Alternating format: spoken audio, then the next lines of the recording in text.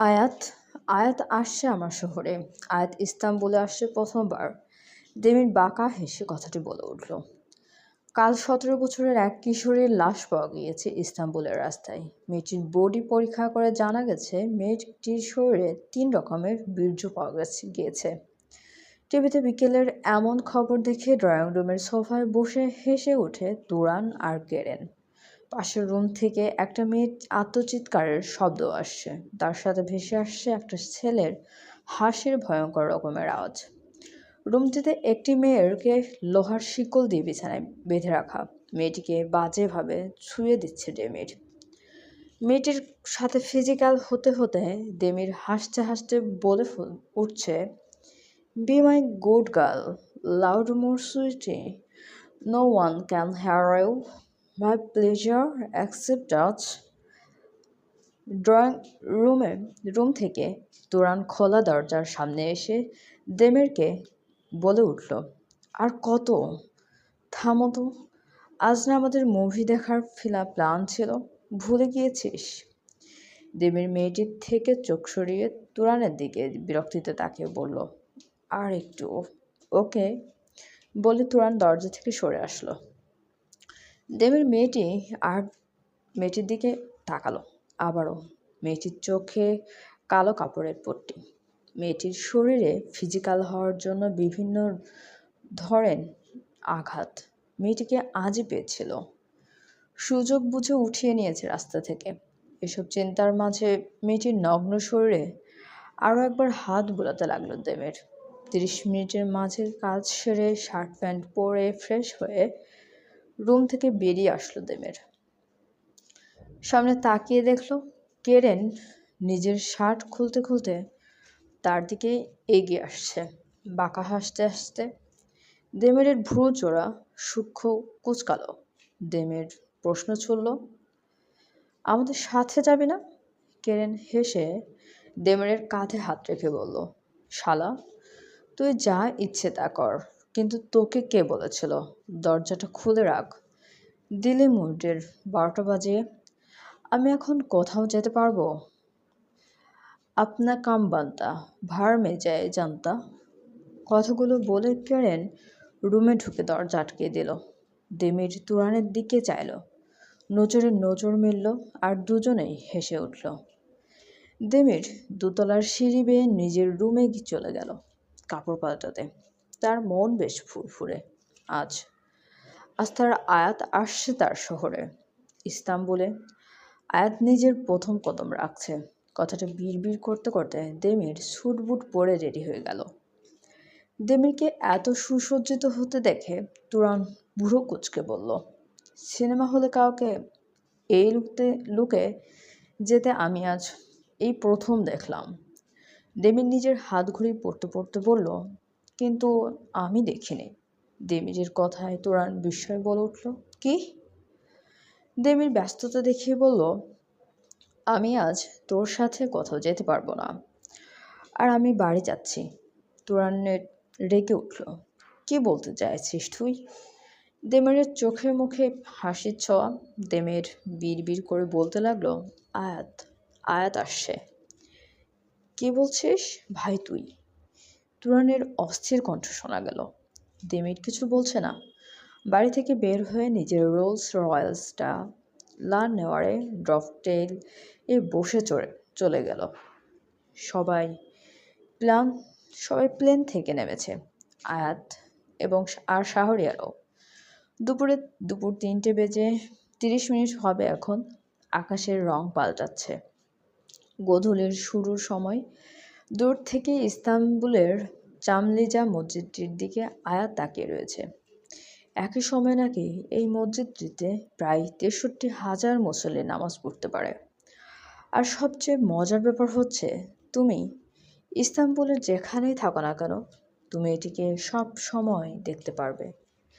আমাকেও তো কখনো এভাবে দেখিসনি, যেভাবে মসজিদটিকে দেখছিস। শাহরিয়ারের কথায় আয়াত ভ্রু কুঁচকে তাকালো। কঠিন মুখে বলল, একটা মসজিদ থেকে হিংসে করছেন? শাহরিয়ার নির্লিপ্ত কণ্ঠে বলল, হ্যাঁ। আয়াত গালে দুটো হাত রেখে নিজের অনেক মুখোমুখি করলো আয়াতকে। শাহরিয়ার ধীর নেশালো কণ্ঠে বলল, look at me, only me আয়াত জান। আয়াত কথাটা শুনে বিস্মিত হলো, চোখ বড় বড় করে তাকালো, এক ঢোক গিলল। পর মুহূর্তেই শাহরিয়ারের হাত সরিয়ে ফেলল গাল থেকে। তাদের মাঝে এক মধ্যবয়স্ক লোক আসলো, হেসে বলল, miss Ayat Suleman, and you mister Shahriar Suleman, right? Ayat বলতেই নেবে, ইয়েস, ইউ আর রাইট, কিন্তু শাহরিয়ার তার আগে অস্থির কণ্ঠে বলে উঠল, নো, ইউ আর রং। কথাটা বলে থামল শাহরিয়ার। তারপর আয়াতকে দেখিয়ে বলল, soon to be Mrs Shahriyar Suleman. তারপর নিজেকে শাহরিয়ার দেখিয়ে বলল, অ্যান্ড মিস্টার শাহরিয়ার সুলেমান খান। আয়াত শাহরিয়ারের এমন ব্যবহার দেখে দীর্ঘশ্বাস ফেলল। শাহরিয়ার কথাগুলো বলে মুচকি হাসল। মিস্টার ওজান ভ্রু কুঁচকাল, বিস্ময়ে বলল, সুলেমানের নাতনি আয়াত সুলেমান তার কাজিনকে বিয়ে করছে? শাহরিয়ার হেসে বলল, yes, now you are right. Ayat তখন বিরক্তিতে কথা পাল্টাতে বলল, আপনি কে? আমাদের চিনলেন কিভাবে? মিস্টার ওজান তখন তার পরিচয় দিলেন, I am Ozan, Mr Demir air caretaker.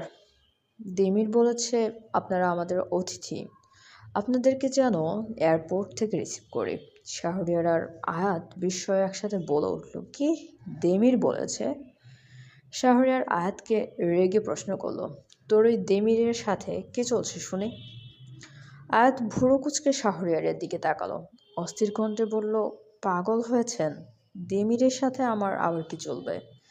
দেমিরকে আমি বিগত 10 বছর ধরে দেখি না, তার সাথে কোনো প্রকার কথাও হয়নি। তাদের সাথে আমাদের সম্পর্ক অনেক আগে শেষ হয়ে গিয়েছে। তাহলে দেমির কিভাবে জানলো তুই এখানে আসছিস? আর তোকে নিতে লোক পাঠালো? শাহরিয়ার রেগে প্রশ্ন করলো। আয়াত বিরক্তিতে বলল, আমি কি করে বলবো? আমি তো 15 ঘন্টা আগে প্ল্যান বানিয়েছিলাম তুর্কি আসার। তাহলে আমি ওকে কিভাবে জানাবো? আর কিভাবে জানাবো? ওর ফোন নাম্বার পর্যন্ত আমার কাছে নেই। শাহরিয়ার কিছু বলতে পারল না। আয়াতের দিকে রাগী দৃষ্টিতে তাকিয়ে তখন তাদের মাঝে মিস্টার ওজান বলে উঠলেন, দেমিরের সাথে দেখা না করলে আপনারা কিভাবে জানবেন? দেমির কিভাবে জানলো আপনারা এখানে এসেছেন? তাহলে এখন যাও যাক। শাহরিয়ার সোজা সাপটা বলল, আমরা ওর বাড়ি যাব না, আপনি এখন যেতে পারেন। আয়াত তখন শাহরিয়ারের বিপরীতে ঘাড় টান করে বলল, আমরা যাব, আমাদের নিয়ে চলুন, অনেক দিন হয়েছে দেমিরকে দেখি না। আয়াতের কথা শুনে শাহরিয়ার অস্থির কণ্ঠে বললে উঠল, তোর কি আমার হাতে মরার শখ জেগেছে? মানে কি দেখি না দেমির তোর জন্য পরপুরুষ? আয়াত তখন মুখ ভেঙচি কেটে বলল, এমনও হতে পারে আপনি নেতা শাহরিয়ার সুলেমান খান আমার জন্য পরপুরুষ? কথাটা বলে আয়াত দৌড়ে গেল কালো গাড়িটির সামনে, যেই গাড়িটি করে মিস্টার ওজান এসেছিলেন। শাহরিয়ারকে মিস্টার ওজান বললেন, দেমির আমাকে বলেছে আয়াত আসতে রাজি হয়ে গেলে শাহরিয়ারকে না আনলেও চলবে। শাহরিয়ার বিস্ময় নিয়ে ওজানের দিকে তাকালো। ওজান এবার আয়াতের লাগেজ নিয়ে গাড়ির কাছে হাঁটা দিল। শাহরিয়ার দীর্ঘশ্বাস ফেলল, তার মুখে চিন্তার ছাপ। শাহরিয়ার বিড়বিড় করলো, কি চাইছিস তুই দেমির? আয়াতকে? সম্ভব না, আয়াত শুধুই একমাত্র আমার, এই শাহরিয়ার সুলেমানের। শাহরিয়ার নিজের লাগেজ নিয়ে ওজানের পিছু পিছু আসলো। আয়াত তো হেব্বি খুশি শাহরিয়ারের কথা কেটে ঘাটতারামি করতে পেরে, কিন্তু আয়াত নিজেও জানে না তার জন্য সামনে কত বড় বিপদ অপেক্ষা করছে। একটা কথা আছে না, খাল কেটে কুমির ডাকা? আয়াতও সেই কাজই করছে। গাড়িতে বসেই শাহরিয়ার আয়াতের হাতের মুঠি নিজের হাতে নিল। আয়াত বিস্ময় নিয়ে শাহরিয়ারের দিকে তাকালো। শাহরিয়ার কিছুটা অস্থির দেখালো, নিজের ঠোঁট কামড়ালো, কিছুটা পৌরুষালী কণ্ঠের খাদ নামিয়ে বলল, হাত ধরছি, যেন অজানা শহরে হারিয়ে না যাস। আয়াত ভরসার হাত পেল বুঝি। আয়াত কিছু বলল না, শাহরিয়ার থেকে চোখ সরিয়ে জানালা দিয়ে আশপাশ দেখতে লাগলো। তার ঠোঁটের কোণে হাসির ছোঁয়া, চেহারে কিছুটা লজ্জা লজ্জা ভাব, গাল দুটো গরম হয়ে উঠেছে। কিন্তু ওজান হঠাৎ করে আয়াতকে মোবাইল এগিয়ে দিল। আয়াত হতভম্ব হয়ে মোবাইল নিয়ে কানের পাশটায় গুজল। মোবাইলের অপর পাশ থেকে ডিমলির নেশালো কণ্ঠের আওয়াজ ভেসে এলো। My red rose, so you made it from Bangladesh to Turkey, just like you planned, how was it? Smooth, I hope nothing went wrong? Nothing at all right. ডিমলির কথা শুনে আয়াত দিনের আলোয় ভূত দেখার মতো চমকালো। আয়াত এক ঢোক গিলে কাঁপা কাঁপা কণ্ঠে বলল, দিমির। দিমির আবারও নেশালো কণ্ঠে শোনা গেল, ইয়েস মাই রেড রোজ। তুমি তুমি কিভাবে জানলে আমি আসছি? আয়াতের প্রশ্ন ডেমির হেসে উঠল।